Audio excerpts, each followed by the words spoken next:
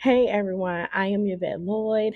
I am owner of a daycare center, and I wanted to talk to you today about the pros and cons of you having a family home daycare center and a regular daycare center, which is in a building. I started back in 2012 and I started in my home first.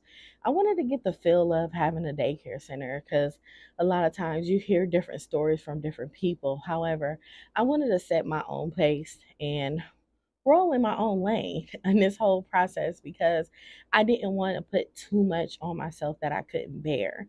And that's when I was thinking in between, do I want to start an in-home or do I want to start in a building? So I ended up starting in my home, and it was just something it was like a great experience, honestly. And at first, I was so anxious to even just get a building, like extremely anxious. But I'm going to take it back.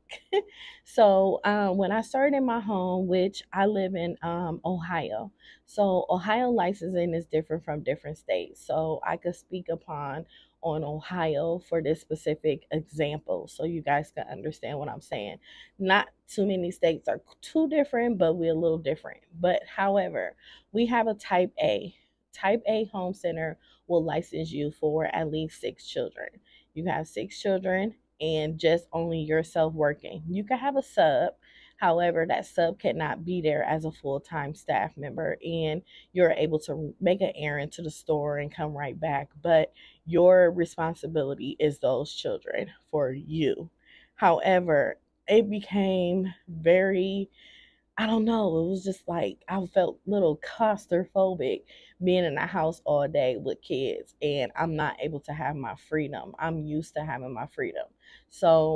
After a year of me being licensed as a Type B with 6 children, I end up wanting to expand, and I end up applying for zoning license for me to be able to become a Type A. A Type A is when you can have 12 children, and you have to have 2 staff members with those 12 children. If you have 6 children, you can have 1 staff member. However, I end up hiring staff, and it also creates you to have a little freedom, and it was pretty cool. I really enjoy it a lot, a whole lot more than I ever thought. So now I'm able to have my freedom. I'm able to go to the store. I'm able to do a lot of things and free up my time. But during that process of me getting the Type A, it is a lot different from today. So back then it was like 2013 when I actually applied to get my Type A. So it was pretty smooth. It was smooth sailing process. I had to go down to the state board for me to be able to get approved for my licensing for zoning.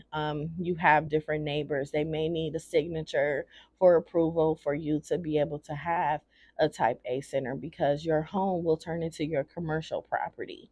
So when it turns into that, what was pretty cool is that I already knew everybody in my neighborhood. They already knew what I was doing. They already knew my dreams and everything because I've been living here since I was a child. So it was a pretty cool process.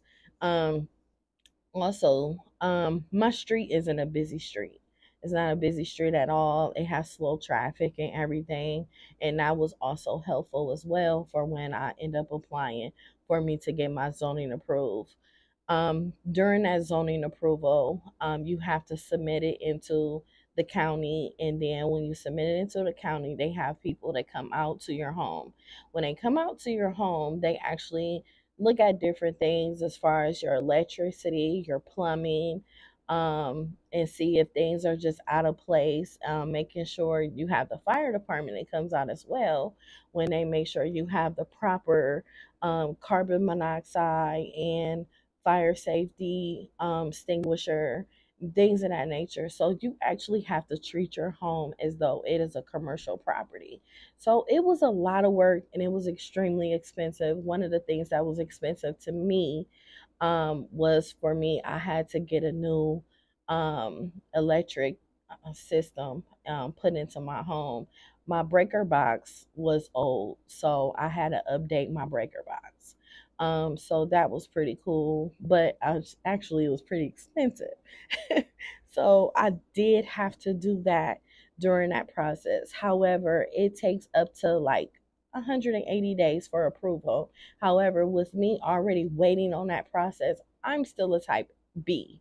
So with you still being a type B, you have money coming in. You don't have to worry about how I'm gonna pay my bills, how I'm gonna do this, how I'm gonna do that. It created me to have leverage for me to still have income coming in, even though I'm going to through a process for me to upgrade my childcare licensing. So as time progressed, I ended up getting approved, and then I was licensed to have 12 children at once. So with me having the 12 children at once, it gave me so much time and freedom. However, it is a lot of paperwork that comes with it. You have to have the attendance on point. You have to make sure documentations is on point, immunizations are in. If the children has different medical issues and problems, you have to make sure you have the proper forms for that as well. So it came with a lot more paperwork than you actually expect. However, just having a family home daycare, it is a true blessing.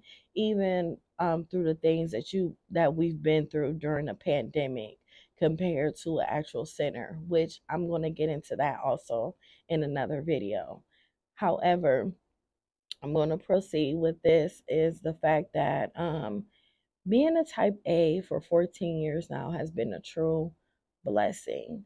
I end up stepping out on faith back in 2000 and it's about 2016, and I was like, okay, I'm ready for a building. A building is a lot more work, a lot more expensive, and it was just a lot that came with it. Hiring the proper staff, having the proper people in your corner, and everything. I feel like a lot of people should share their horror stories. A lot of times when we have these daycare sites and everything, everyone is talking about the easy portions of daycare, the success of daycare, and everything like that. But I want to talk about the good and the bad, and we have to be realistic with it. So during this process, I did have friends open up the daycare center with me. It was amazing. I had an amazing grand opening, had kids enrolling, everything. It was a smooth sailing process. I could say one of the mistakes that I made is putting too much trust in people to help me run my business. And I could say that for you, when you have a business, you can't put your trust into your staff too much. Putting your trust into your staff could cause a lot of problems when you don't know the interlining feelings that they have for you as time progresses and you start to exceed and become extremely successful in a childcare field. You don't know what's coming, you don't know what's going. So during that process, that was something that one of my mistakes that I made. I didn't know what was coming or going because I put my trust into a lot of people to be able to run the center, and I'm able to run something else and do other things and put things in place. Um, so we're going to get into that a little later also. However, it was a major process of me having a center. Unfortunately, I ended up losing my center probably after almost close to 2 years. So I wasn't even open that long. And that's due to me having people in place that I trusted and were able to be able to do the proper things that we're going to do to have it become very successful, which that was one of the lessons that I have learned. However, having a second center and during that experience of me having that center, it was amazing. I loved every moment of it, but it was a lot of work and it was a lot of pressure, and I had a lot going on too, even within my personal life as well. So, having the great and proper people in place, it's very, very helpful. Having the extra financial expenses cushion and everything will be amazing for you to get grants, for you to be able to get loans and help of doing everything. A lot of people don't talk too much about when you have staff and the things that you have to pay out when you haven't staff. A lot of people may sometimes think everything is easy and you're making so much money. However, having staff, and the more staff you have, the more costly it becomes. So when you have so much staff and it becomes extremely costly, you have to make sure that your quarter taxes are paid. Now, quarterly taxes is a lot. I suggest to you to pay on your quarterly taxes every single week. when you have staff. Each time you get money coming in, pay on your quarterly taxes, because once that quarterly come, you won't have so much money to dish out, because sometimes you will have like thousands of dollars, between maybe $4,000 to $8,000 that you have to pay in that quarterly frame, and you don't want to put too much on yourself and stress yourself out. So that's another thing that I'm going to talk about as well in another video.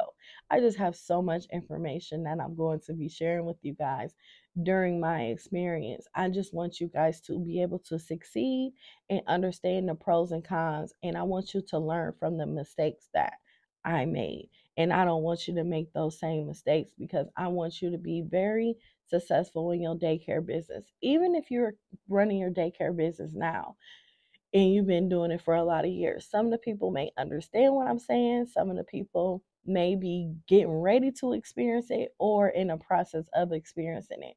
And I want to be that person that you could come to and you could actually get that information here. Um, so in that process of me even having between the two, I was thankful to still have my type A. My type A was something that I could always go back to and I will always have. Um, I never closed it. I never plan on closing it because I still have it today. Honestly speaking, it saves me a lot of money being a type A from me having an actual center. And if you run your type A right, and you have the proper schedules of different parents, you can make up to a half a million in your daycare center, in your in-home center. That's just as much as you can make when you have an actual building. You just have to be able to operate right. My home center, I'm open from 6 a.m. to 12 midnight. So I could have two shifts in there. Also, I could throw in a few part-time parents, and I could throw in a few parents that work Monday, Wednesday, Friday, or Tuesday and Thursday. It's about you being very strategic with the schedules and making sure those parents pick up and drop off on time. And that is very, very important. But you can make a lot of money in it. I don't know about other states, but we have a program called Step Up to Quality. And when we have Step Up to Quality, we could get up to 5 stars. Right now, I am a 2 star. I really don't want to put too much on my plate because I've been doing it for years now. I'm trying to chill, okay? I just want to chill and just make sure everything is in place. However, that helps you with your ratings of amount that you get weekly per child. And I could say 2 star is it's pretty reasonable. It's pretty reasonable. It could be a lot more. However, I'll get to that point when I'm ready, when I want to increase my stars. It just comes with a lot of responsibilities. It comes with a lot of paperwork and a lot of staff, making sure they have these classes and trainings on point. It's just a lot right now. However, I just wanted to give you the quick rundown on the difference between the two and the things that I personally went through with the two of them. However, with me still having a type A, it's very exciting to actually know that I could still make the same amount that I had at my regular center that I did have. One thing about a center, you just get more bills. Honestly, that's what it causes you to get a lot more bills. Me personally, I do not like a lot of bills. I don't like everything to feel so stressful and overwhelming and a lot like that. However, it was a great experience. Will I open up a building again? Yes, I will. But from me learning the different lessons and everything, I will go about things a lot differently. Um, as far as my staff that I have, I love old school staff. I love older women like 40 and up, because their mindset is different. They do things a lot differently from back in the day when I was in school. It's a lot more structured. You don't have to worry about too much. Some of the younger generation, they're pretty cool. They're a lot more energetic and everything. However, you could mix the two. You could get someone that's energetic and a young one, and then you have an old school teacher just in there, and they're teaching them the ropes on how to do things the way they did it, and they can mix the two, and it will be a successful room. I'm telling y'all, it will be so successful and it come together so easily. Um, so I just briefly wanted to share the slightest information as far as between the two and experiences that I had. If you have any questions, please comment below. I'm pretty good at answering everyone's questions and everything. Just tune in and watch more. And I have so much more coming your way. I'm quite new to doing this YouTubing, and I just want to share all the information possible for you to succeed. Please share, please comment, like I said, and also show a friend of a friend so they'll be able to be successful as well. We a village, y'all. We got to help each other. All right. Thank you.